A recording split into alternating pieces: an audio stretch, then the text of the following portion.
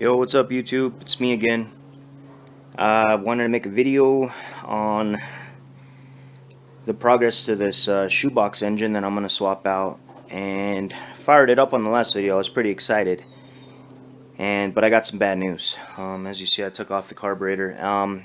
Did some troubleshooting with this thing and found out that I have one bad cylinder, and I think the rings are the problem, because obviously, I don't know if you remember, I was replacing the heads with like an older style, I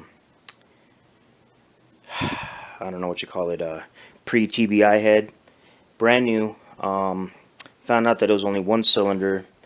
It was number 5. It was this guy right here, and every time I pulled out the plug, it would come up really oily and greasy, and it turned out to be that this is the only one. I did the trick where you take out the plug and you stuff, you know how, I don't know if you guys ever heard this, you could stuff string or yarn. Well, I actually did something, and I wish I would have made a video, but guys, if you ever need to, keep your valves in while you take out the spring or the keeper, I actually used speaker wire. And it wasn't too crazy thick gauge, it was just your standard speaker wire.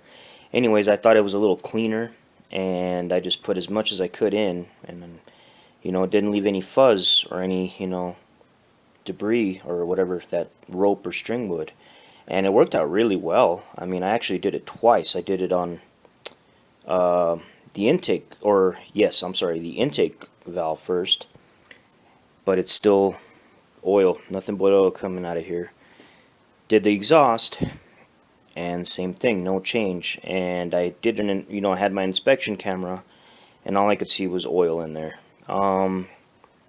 Especially when it started to warm up. So of course it was the rings.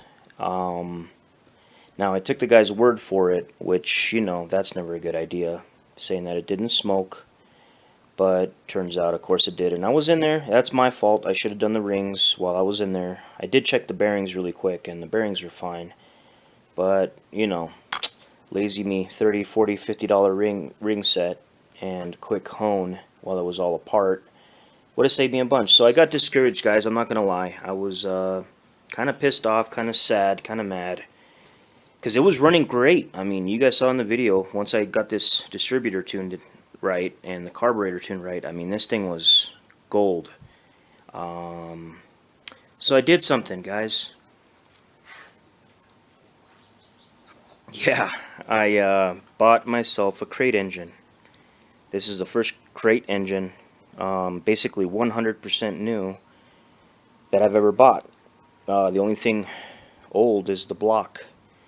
From a rebuilder. It's got those funny little heat tabs or whatever if you overheat it. This is basically what I was building over here. Kind of funny. It is a one-piece rear main, obviously, but it's got the center bolt valve covers. So it's got the older style heads. Now, the heads are actually 100% new. They are not rebuilt. New valves, new springs, new everything. But here's the kicker, guys. It's not just your cheapy, generic 350 short block, guys. This is a 383 stroker. 383 stroker. This is the ATK. Here's actually the crate. It is a 383-1 is ATK's number, which is a 383, and I think it's a stage 1 is what the 1 means. And the 1, check this out, guys, it's a 350 horse, 425 foot-pounds of torque, and all of that's under 5,000 RPM. So this thing is going to be a fun street engine, and that's what I wanted. I didn't want anything, rowdy, big giant cam, aluminum heads, and all that didn't look right in the shoebox.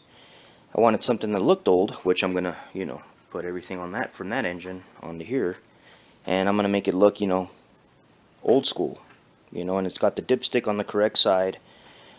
Came with the flex plate. I just got to get a balancer, but you know what? I'm just gonna use that balancer. I'm literally gonna take everything off of there and put it on here.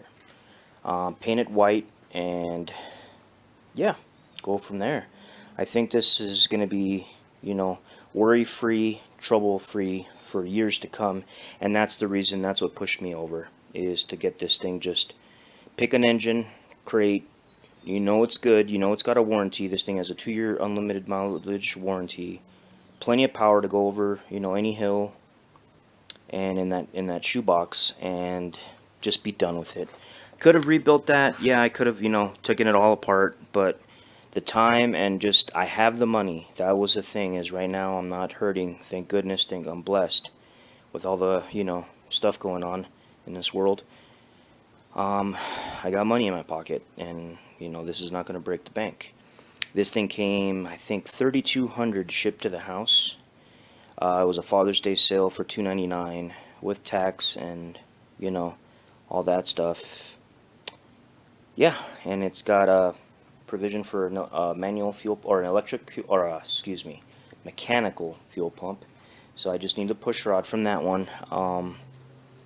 I think I'm gonna just try to make it look as old school as I can, guys. So here soon I'm gonna paint it up, and it'll come out like that. Just wanted to give you a video of progress to see where I'm at. And if this engine, works good, I still need an engine for my Camaro, which that poor thing over there has still,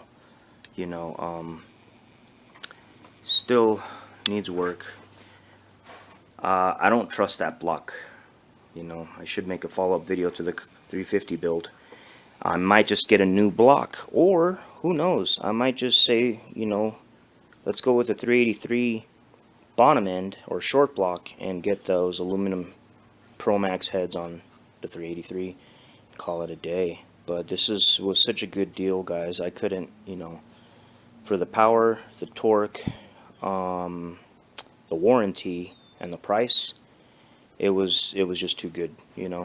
I could have got a cheaper 350, the 190 horse that everybody gets, but a lot of guys were saying the 190 horse just doesn't have the balls, doesn't have power to move those heavier cars.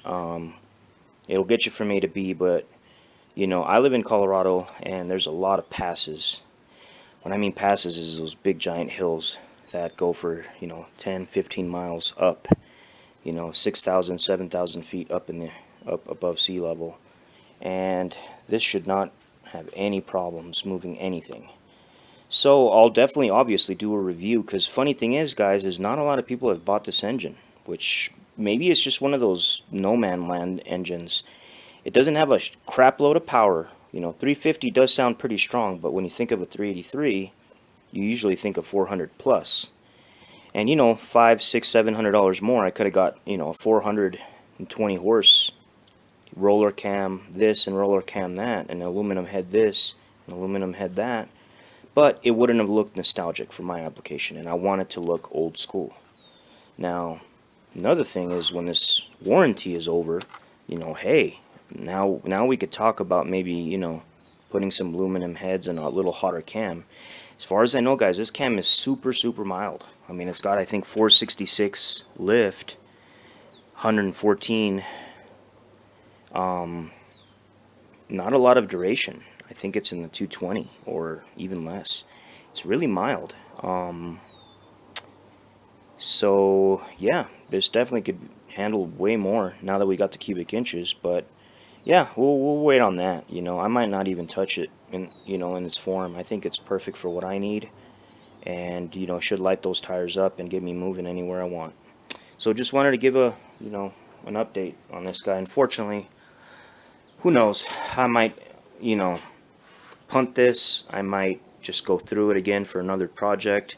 I know I still have that 307 over there for another project, but me and my buddy are talking about maybe buying some projects and flipping them to get some more money for our projects.